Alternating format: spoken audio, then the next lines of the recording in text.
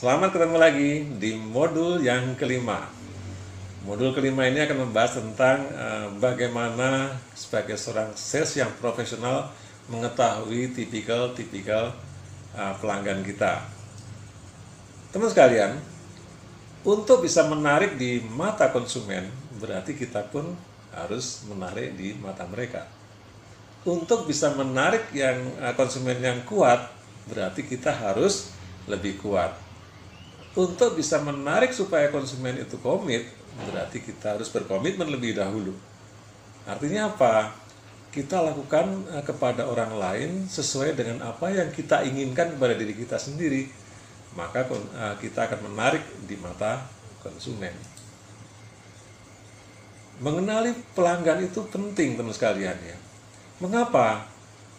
Karena pelanggan itu semakin lama semakin kritis, betul kan? Lebih menuntut, lebih pengen terhubung antar orang, kemudian juga pengen diperlakukan sebagai manusiawi.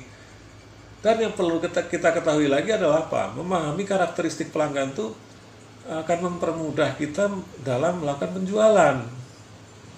Dan yang penting lagi, orang itu menyukai pada hal yang mirip atau yang sama dengan dirinya. Makanya kita selalu melihat ada orang-orang itu satu kelompok yang senang pada bahasanya sama, daerahnya sama, hobinya sama, ya.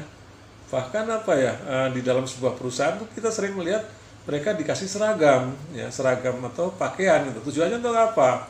Supaya kita merasa sama dalam satu atap organisasi. Kemudian juga kita sering melihat kalau ada orang yang jadi pengantin, wajah antara perempuannya dan laki-lakinya mirip, kita selalu mengatakan apa? Mereka itu jodoh, ya. Jadi orang itu senang pada yang namanya kemiripan-kemiripan. Teman-teman, mengenal tipe pelanggan itu berdasarkan NLP menurut John Grinder dan Richard Bandler, pakar NLP. Dia menemukan bahwa orang itu bisa diklasifikasikan sesuai dengan panca inderanya. Panca indera itu apa saja? Indera penglihatan, indera pendengaran, indera perabaan, indera penciuman, dan indera pencecapan. 5 indera itu diistilahkan oleh mereka, John Grinder dan Richard Bandler, itu apa? Visual, auditory, kinestetik, olfaktori dan gustatori. Kita tidak akan membahas yang indera penciuman dan indera pencecapan, karena mengenali tipe pelanggan, ya, tidak mungkin kita mengenal pelanggan dengan cara mencium-cium, kemudian juga mengecap-ngecap, mencecap-cecap. Ya. Kita hanya akan membahas tentang 3 saja, yaitu tipikal yang visual, penglihatan, indera pendengaran atau auditori, dan indera perabaan atau indera kinestetik. Kita akan bahas satu-satu, tapi tentunya Anda harus paham dulu. Kalau kita ingin mengenali pelanggan, berarti kita juga harus tahu diri kita dong. Anda termasuk yang mana? Yang tipikal visual, yang tipikal auditori, atau tipikal kinestetik. Silahkan isi dulu tesnya. Nanti kita akan bahas, Anda akan termasuk yang mana, golongan yang mana. Silakan isi dulu. Teman-teman sekalian, mengenali pelanggan itu bisa dilihat dari verbal dan non-verbalnya. Verbal adalah kata-kata yang sering digunakan, yang dipakai. Kemudian cara bicaranya. Kemudian nonverbal adalah apa? Nonverbal adalah penampilannya, kemudian bahasa tubuhnya, kemudian juga suasana hatinya, dan ada satu lagi, gerak bola matanya.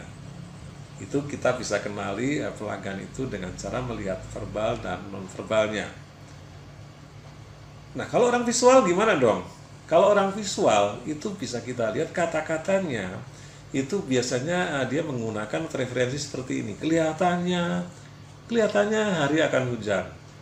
nampaknya kita akan mendapatkan kenaikan gaji. Jadi bahasa yang digunakan bahasa penglihatan. Bayangkan, ya. Kemudian jelas, ya. Saya bisa melihat, ya. Ini orang-orang yang visual, dan suaranya cenderung cepat, ya, dan nadanya tinggi. Saya kemarin lihat kamu loh, kamu di mana? Saya pengen bicara sama kamu. Ya, nah, ini nadanya cepat dan tinggi. Ya. Nah, sedangkan nonverbalnya itu bola mata orang visual itu cenderung ke atas. Jadi kalau dia ngomong itu bola matanya cenderung ke atas. Kemudian dia melihat sesuatu itu dia bayangkan seperti gambar-gambar. Ya. Penampilannya itu rapi, ya, dan serasi. Biasanya kalau atasnya itu pakai warna-warna terang, bawahnya gelap, krem, ya, bawahnya coklat atau hitam, sepatunya juga hitam atau coklat, matching semua, cocok lah gitu ya. Tasnya seperti apa, jam tangannya, semuanya dia usahakan supaya penampilannya itu menarik. Ini biasanya orang-orang visual. Kemudian orang ini juga sangat menghargai waktu. Makanya dia kalau ngomong cepat supaya waktunya tidak terbuang percuma. Dan satu lagi adalah orang ini senangnya gambaran besarnya saja, nggak senang yang detail dia. Jadi kalau Anda menjual kepada orang-orang jenis ini, sebaiknya Anda jangan terlalu bertele-tele lah. Jelaskan garis besarnya saja. Dia pasti akan menyukainya. Kemudian orang yang auditory ini beda.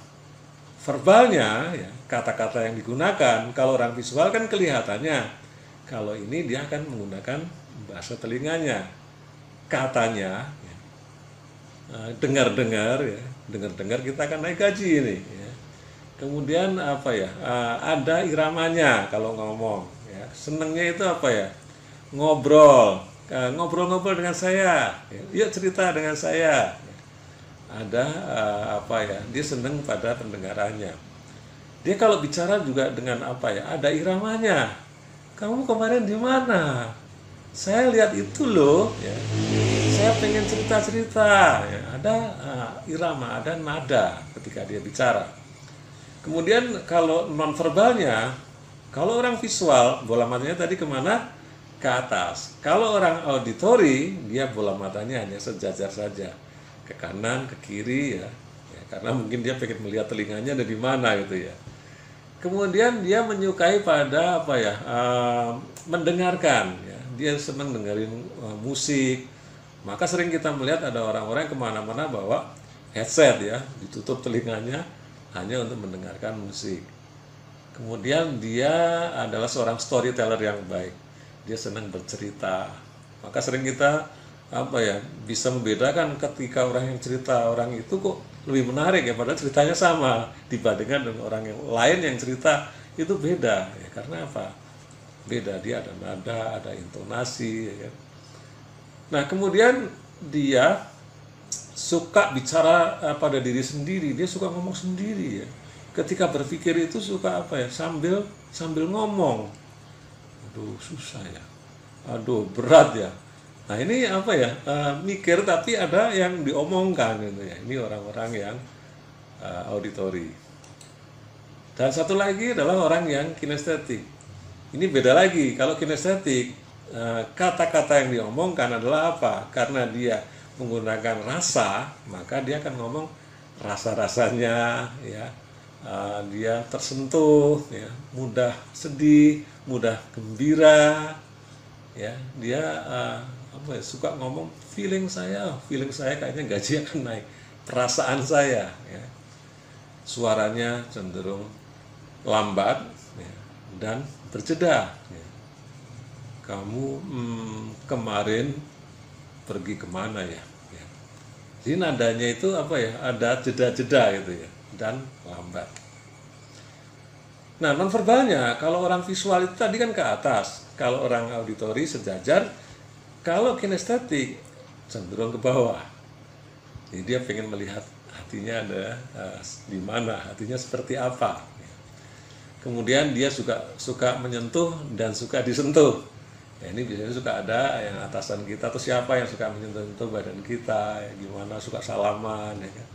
Ini orangnya kinestetik. Ya. Dia cenderung sensitif dan moody.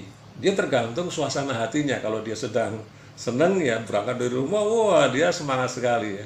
Begitu sampai di kantor ada komplain banyak sekali, dia langsung sedih ya. Nah, ini perubahan emosi yang drastis. Dia moody istilahnya ya.